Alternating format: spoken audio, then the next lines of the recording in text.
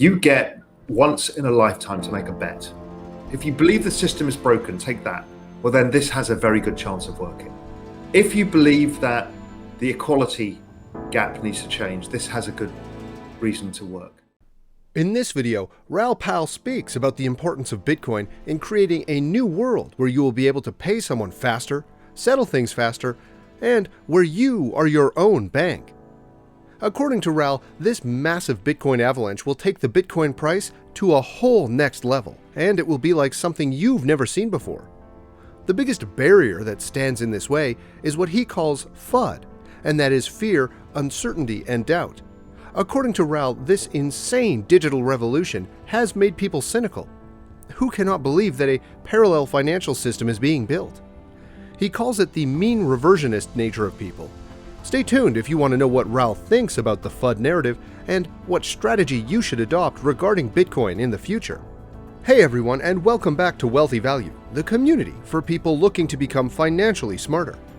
Make sure to subscribe to our weekly videos where we cover the future of business, innovation, and finance. Also, stick around till the end of this video where I will share a realistic Bitcoin price prediction along with technical chart analysis. Now, let's enjoy the video. Or you can just get up to speed and buy Bitcoin. Because this is not the old world, this is the new world. And the moment you do it, you realize how different it all is. Then you realize the speed of which you can pay somebody, the speed of which the system settles, how you are your own bank, how you can get your own yield outside of the banking system. And then you start going, I get it, this is a whole different world. You know, there is no supply. The only supply actually in the market, to be truthful, is there's a couple of the big funds that rebalance at month end and quarter end, because that's what institutions do, and that's new for this space. And basically it's the day traders being stopped out or being cleared out of inventory because there's no actual supply. And you're putting these elephants into the bathtub like BlackRock. There's no room for them all. And then you add an ETF, there is no room. So I think there is a risk, and I don't know what the probability is, but it's higher than most people expect, that we don't stop at kind of 200,000 on this cycle or 280 where plan B stock to flow is, but we actually go kind of batshit crazy because of this, and we get to 500,000 or maybe even 1 million. I don't know.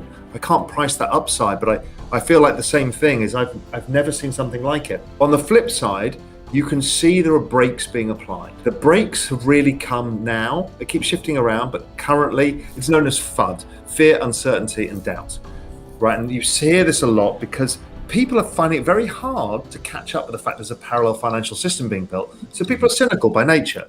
They don't want to believe in Silicon Valley. And I watch this on Twitter all the time. The mean reversionist nature of most people means that they get cynical. They enjoy it going up a bit and then they turn against it. We don't believe in this. And they did it all the way through with technology, and I'm guilty of that too. And now I've realized that it was wrong of me because these are exponential rises that go on over time. It's huge coming into it. And the more the market cap goes up, the more it brings in other people. It's a reflexive loop of a magnitude I've never seen before. The slowing of the brakes keeps changing with this FUD. But the key one that's going around now is energy. That's come from the ECB because they want to slow institutional adoption because they've created another hurdle now. And I've been having calls with all of these institutions. So it's a wrong narrative, but it's yet another FUD narrative that we all have to stand up and fight for if we believe in this space. And we've gone through so many of these, it doesn't stop because what is at stake is the very system of money itself. I'm not saying it in the anarchist way of we're all going to have a new currency and Bitcoin's the currency of the world. I don't believe that. There's a probability of it, but I don't believe it. And I don't really care. All I know is there's this massive digital playing field that's been built for us to all completely immerse ourselves in, make money from, enjoy. Our business models will change. Everything will change. It's fantastic. And so even though everyone thinks it's a pristine system where you can have this trusted recorded ownership of who owns the collateral, I get that. Blockchain helps a lot. But humans will find every single way possible to create leverage. Yeah. And we will screw it up again. So many people are focused on the narrow. Yeah. And there's this stupid war going on about all of this stuff. But when you just step back and kind of just mark it down on a whiteboard and go, okay, what's actually going on here? You sit back and go, oh my God, I've never seen anything like this before. Well, I also like the way that So you convey the idea over and over again that we truly don't know.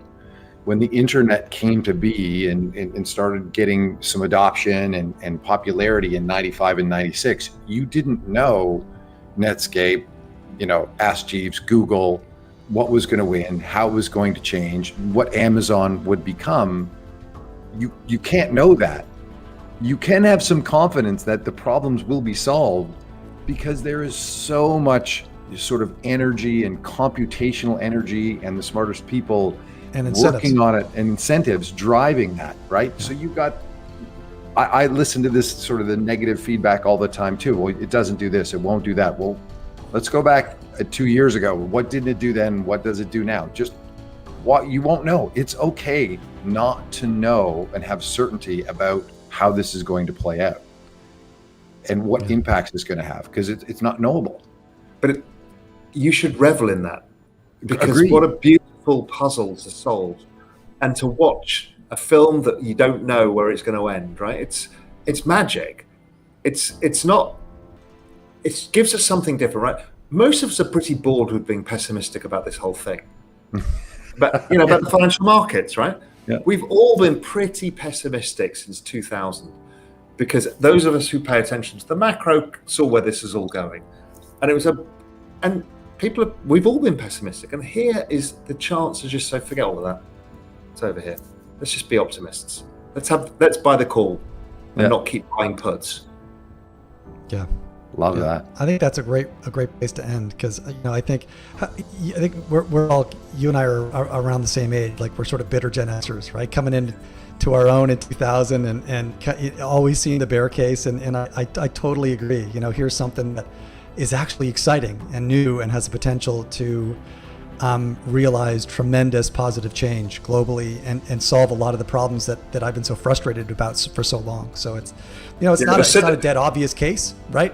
It all could go fucking pear-shaped, but we got a chance, right? And that's right. And as you said, for cynical Gen Xers, it takes a while to get there, but when you get there, you're like, you know what? It's a lot easier to be optimistic. And there you have it, what Raoul Pal thinks about the future of cryptocurrencies, and more specifically Bitcoin. Now, let's proceed towards a technical chart analysis for the price of Bitcoin. If we look at the 12-hour chart, it reveals a unique topping process, with the probability of a head and shoulders pattern seizing the narrative from the long-standing bullish projections for the bellwether cryptocurrency.